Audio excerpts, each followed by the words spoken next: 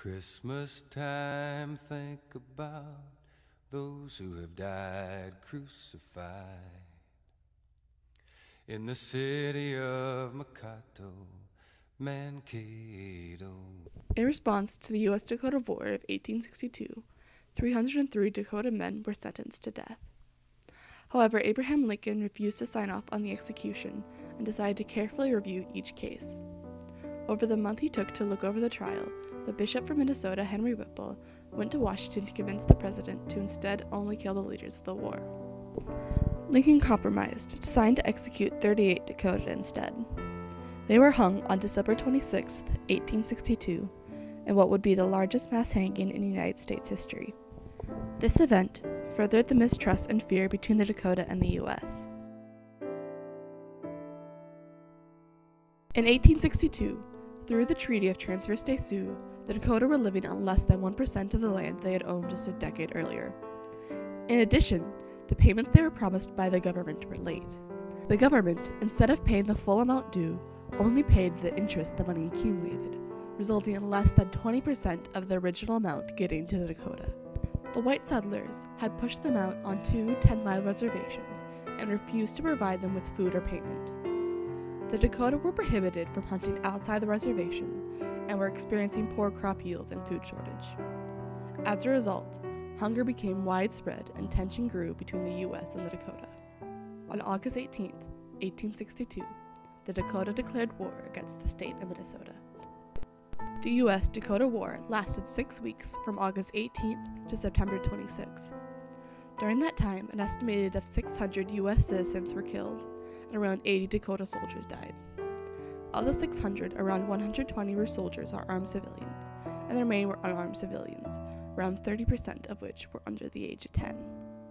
In the aftermath of the war, the town of New Ulm, along the southern side of the Dakota Territory, was demolished, and the remaining settlers had since moved to avoid the violence.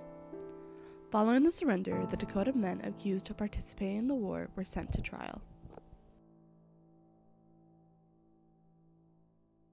A military commission of 5 people, assembled by Henry Sibley, a colonel that participated in the war, set out to try the 396 Dakota accused of crimes.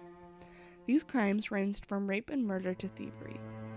The trials were dealt with swiftly without much care for accuracy or precision, with as many as 40 trials being conducted in one day. Many of the convicted spoke little to no English and were often unaware of the questions being asked of them.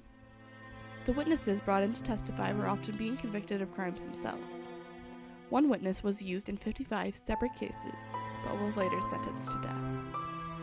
In addition, the Dakota were not given any defense counsel to represent them, having to rely on the commission to prepare witnesses. After a mere 5 weeks, the commission concluded the trials, sentencing 303 Dakota to death.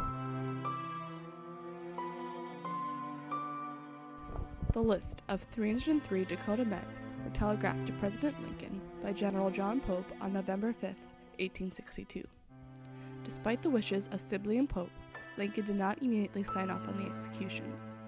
Instead, he requested the complete report of the convictions to determine who were the most guilty. He did not agree with killing 300 men, and originally decided to only execute those who were convicted of rape. However, after reviewing the proceedings, only 2 men were convicted of rape. He knew very well that the people of Minnesota would not be satisfied with the death of 2. The remaining settlers of Minnesota, angry and fearful, were out for blood. Newspapers from across the state published articles calling for the execution of all those that were involved in the war. However, these weren't the only opinions presented to the president.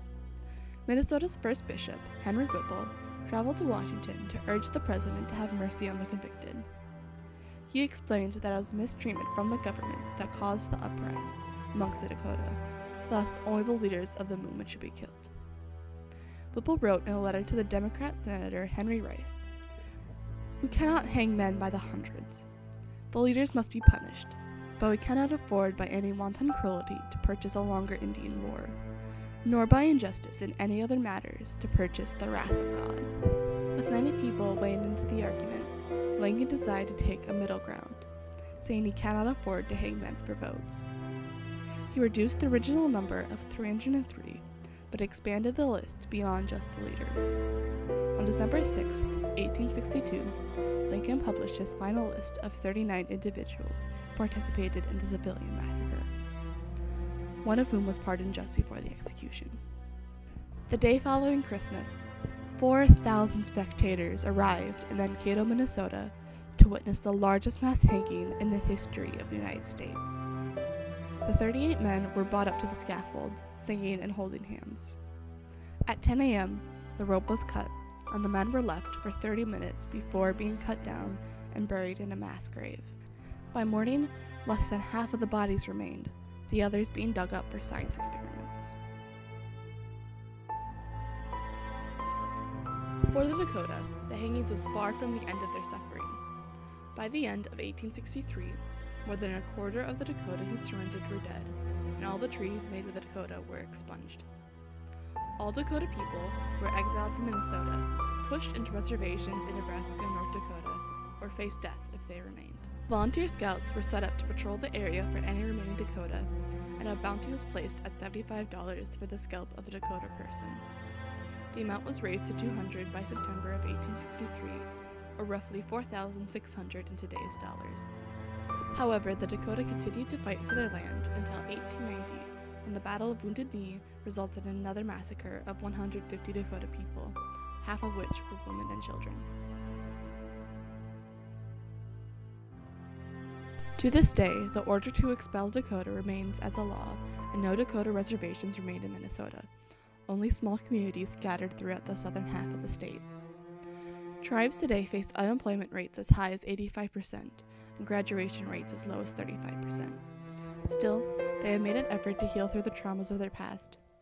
Every year since 2005, people ride on horseback 330 miles to the site where the 38 were hung, now called Reconciliation Park. Minnesota also has made an effort to learn from its past. Since 2001, the state has made it mandatory that 6th grade learn about the U.S.-Dakota War and its consequences. They must know the reasons for the war, compare and contrast the respective of settlers and the Dakota people before, during, and after the war. Yet the Dakota side of the story still remains untold in the history textbook. Wabba shaw shakapee, little crow, big eagle.